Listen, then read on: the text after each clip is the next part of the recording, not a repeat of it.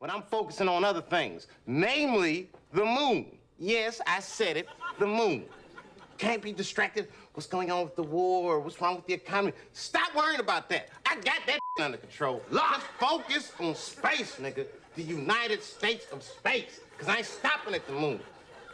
Write this down. M-A-R-S. Mars, bitches. That's where we are going.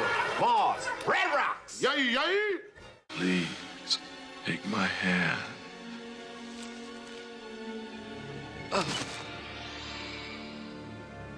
Now, open your mind to me, please. Open your mind. Open your mind. Open your mind. Open your mind. Open your mind.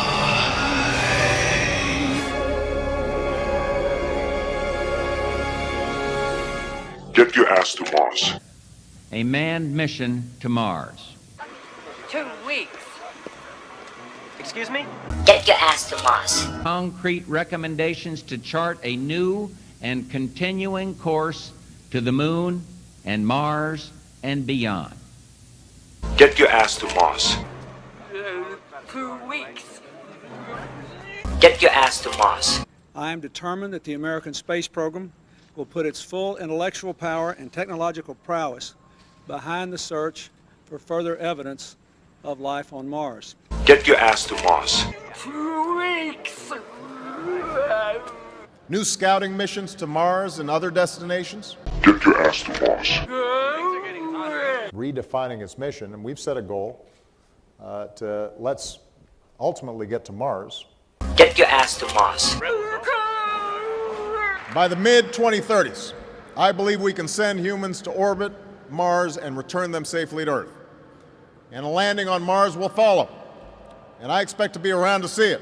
Get your ass to Mars. We'll be sending something very beautiful to Mars in the very near future. Get your ass to Mars. The aim of sending American astronauts to Mars. Get your ass to Mars. So we'll do that. I think we'll do it a lot sooner than we're even thinking. Get your ass to Mars. So which one of you is ready to go to Mars? Are you ready? And I think you're ready. I know you're ready, right? We just discussed that. She'd like to go to Mars very quickly. Get your ass to Mars. Who's ready to go to Mars up there? We are absolutely ready to go to Mars. Get your ass to Mars. Tell me, Mars, what do you see a timing for actually sending humans to Mars? Is there a schedule, and when would you see that happening? Get your ass to Mars. Well, I think as your bill directed, it'll be approximately in the 2030s. Well, we want to try and do it during my first term, or at worst during my second term, so we'll have to speed that up a little bit, okay? Get your ass to Mars. This time, we will not only plant our flag and leave our footprint, we will establish a foundation for an eventual mission to Mars. Get your ass to Mars. And from there to lay a foundation for a mission to Mars.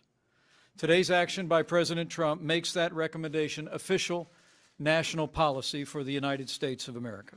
Get your ass to Mars.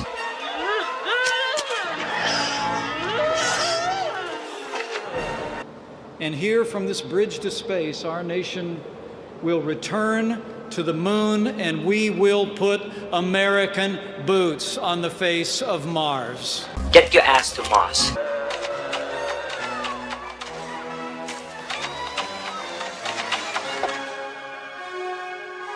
Get your ass to Mars. We will return our nation to the moon. We will go to Mars, and we will still go further to places that our children's children can only imagine.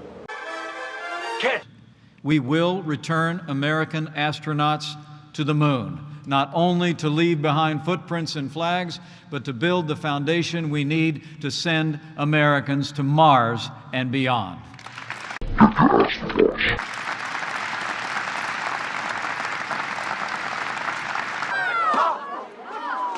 Get ready for a surprise.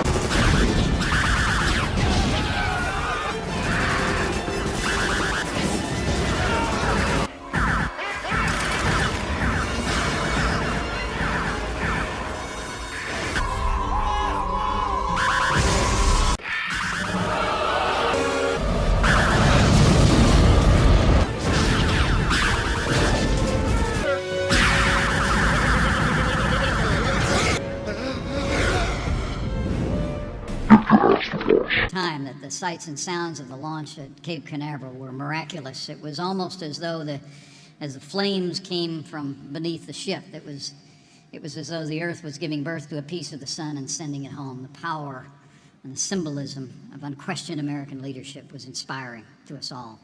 When we went to the moon, we had plenty of other priorities. There was the civil rights movement. There was the hot war in Southeast Asia, the Cold War with Soviet Union, campus unrest. So we did it for PR. But in recent years, the clarity of our purpose and the confidence of our conviction that propelled the United States to be a vanguard of space exploration seems to have waned. America seems to have lost our edge in space, and those days are over. We did it because we were at war with the that was an act of war, essentially, without the weapons. And if we were not at war, the motivation to go to the moon. But for too long, our government's commitment has failed to match our people's spirit and meet our nation's needs. The truth is that America entered this new millennium without a coherent policy, a coherent vision for outer space. To go to the moon, we tell ourselves, we went to the moon because we're Americans and we're explorers and it's in our DNA. And in the absence of American leadership, other nations have seized the opportunity to stake their claim in the infinite frontier. Rather than lead in space, too often we've chosen to drift. And, as we learned 60 years ago, when we drift, we fall behind. Okay, that might all be true, but the people who write the checks don't give a rat's about any of this, the lofty speak. Is your security at risk? We will spend any amount of money to protect that. And that's when money flows like rivers, and we went to the moon. President Kennedy made a commitment in that climate. Our struggle to define the direction and purpose of America's space program dates back decades to the post-Apollo period. We had just won the race to the moon, and suddenly the question became, what should we do? Where should we go next? In the debate that followed, sending Americans to the moon was treated as a triumph to be remembered, but not repeated. But should we create that kind of urgency again for something like going to the moon? You know what I joke about? No. Are we going to get there? There are only two ways we can get there. One is if China tomorrow says they want to put military bases on Mars. Then we would go. We'd be there in 10 months. 1 month to design, fund, build, and engineer the spacecraft. 9 months to get there. I say, let me go visit China and whisper to the head of China, psst, can you leak a memo that says you want to put military bases on Mars? Just go ahead. Shh, don't tell anybody. Then that memo shows up in the Pentagon.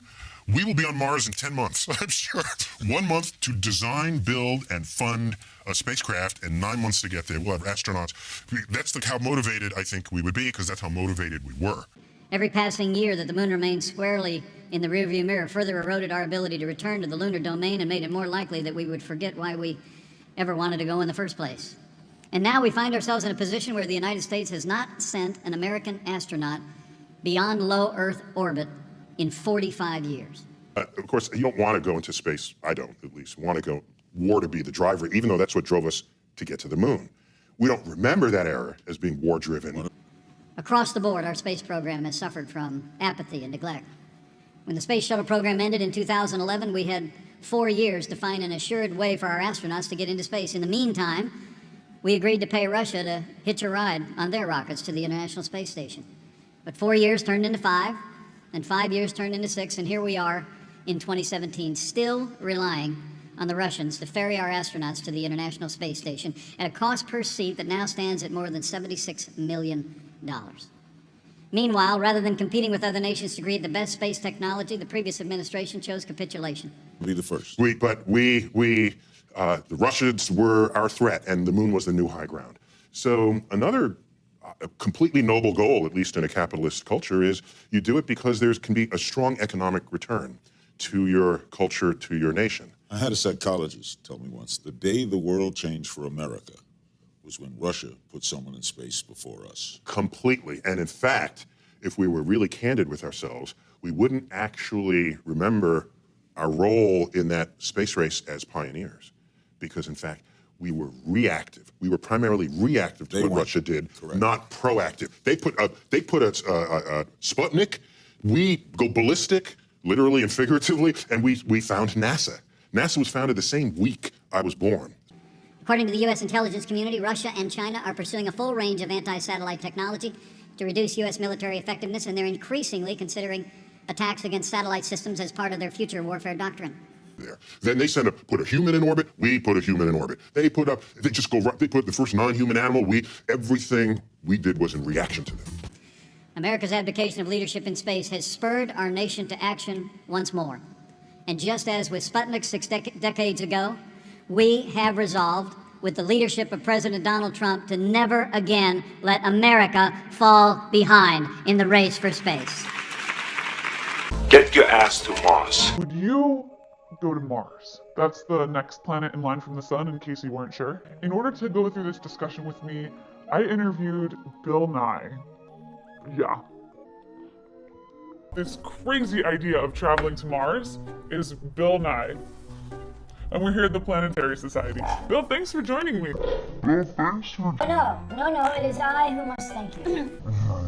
Well, you are welcome. The first question I have to ask you is, what is the obsession with Mars? Why do people want to go? First of all, you can see it from here, I guess. There's nothing to breathe, so your air maker better work. Mark Watney, do you know who I'm talking about? Oh, yeah. He had an oxygenator. Right now, there's no such thing. And there's always trouble with the let's make pee back into drinkable water machine. It's not saying it can't be done, it's intuitive. It sure seems like it should work just great, but there's always some doggone thing. Right. The Planetary Society's Board of Directors and I would like to offer 5 recommendations for the United States space program during your tenure. Number 1. Keep the planet Mars as the goal for human space exploration. First of all, we strongly recommend against starting over. Let's maintain all of the existing programs, robotic missions, crew capsules, and rocket programs already in development. Let's keep this momentum going and get humans to Mars in our lifetimes. When it comes to exploring Mars, which is what we all want to do, everybody talks about it all the time, let's not have a reset. Let's not cancel existing programs for the sake of some imagined or proposed new program. Get your ass to Mars. Number 2, orbit Mars first. We convened a workshop, stay focused on getting to Mars, by setting a date. One of my favorite blues songs is Set a Date, and he's talking about, I believe, getting married, but if we set a date for when we would be on Mars in 2033 without changing anything about the NASA budget, just adjusting it for inflation. For going to Mars is let's orbit first, and we did a study that you could orbit Mars in 2033 without increasing the NASA budget. You can only go to Mars every 26 months. Just to support the people. You know, the Curiosity rover was huge.